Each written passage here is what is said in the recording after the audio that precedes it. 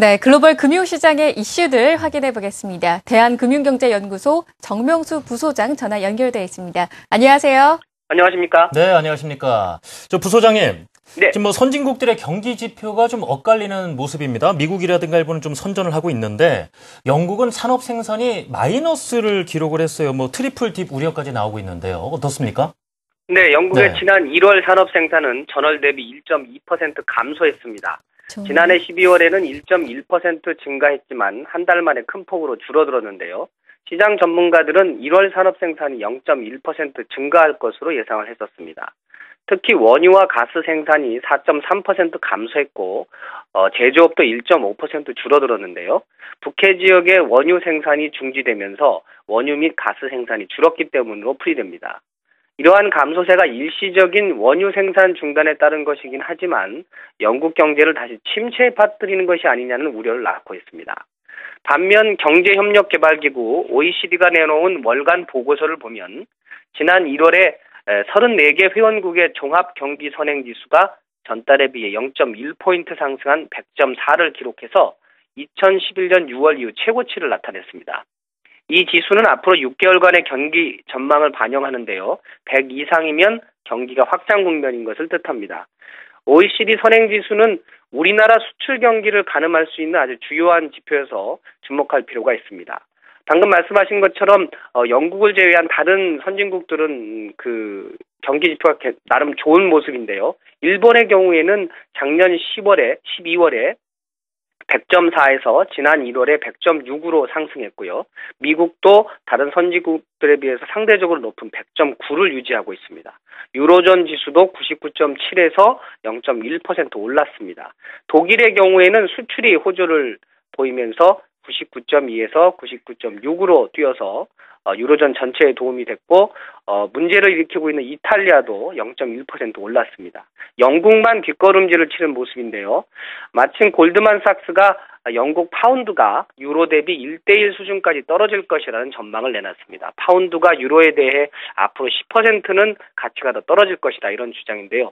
영국 경제의 먹구름이 유럽의 새로운 위기 요소가 되는 것은 아닌지 우려가 됩니다.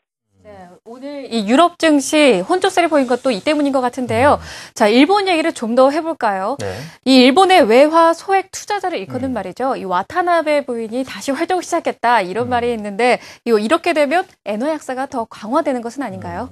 네, 와타나베 부인들이 지난 1년 6개월 동안은 해외 유가증권 시장에서 3조 6천억 엔을 매도했습니다. 이 돈을 이제 일본 국내로 끌고 들어왔는데 최근 들어서 엔저 정책이 강화되면서 시중에 자금이 더 많이 풀리니까 해외 투자를 다시 늘리는 게 아닌가 이런 분석이 나오고 있습니다. 펀드 정보 제공 업체인 리퍼에 따르면 지난 2월 시장에 출시된 이 해외 투자 펀드 숫자가 70개로 1월보다 3배나 늘어났습니다. 앞으로 일본으로 들어오는 돈보다 해외로 나가는 돈이 더 많아지는 것이 아니냐 이런 분석인데요. 일본 소매업자들의 투자 심리를 보여주는 경기 전망 지수도 지난 1월에 7년 만에 최고치 수준을 나타냈고요. 노무라 증권이 개인 투자자들을 대상으로 실시한 설문조사에서도 예금보다 주식 투자를 선호하겠다 이런 답변이 많았습니다. 2010년 1월에 이 조사가 실시된 이후 처음 있는 일인데요. 와타나베 부인들이 노리는 해외 투자 대상으로는 작년 여름부터 자산 가격이 오르고 있는 멕시코의 페소화가 유력시 되고 있습니다. 올 들어 페소화는 엔화 대비 13%나 절상이 됐습니다. 또 일본식 소매 채권인 우리다시 채권을 통해서 러시아 루블화에도 많은 투자금이 몰리고 있다는 분석입니다. 지켜볼 수밖에 없는 상황인데요. 지금 일본은행의 구로다 총재가 오는 20일에 취임을 할 것이 좀 확실시되고 있습니다. 구로다 총재 그 전에 발언도 그렇고 엔저 정책이 좀 더 강화되는 것 아니냐 하는 얘기가 있는데요. 어떻습니까? 네, 구로다 총재 지명제에 대한 청문회가 마무리 국면으로 넘어가면서 구로다 총재 행보에 이목이 집중되고 있는데요. 일본의 일부 언론들은 벌써 구로다 총재가 20일 취임한 이후에 4월 3일, 4일로 예정되어 있는 정기금융정책 결정회의까지 기다리지 않고 곧바로 임시정책회의를 열어서 강력한 경기 부양책을 내놓을 것이다. 이런 전망까지 내놓고 있습니다.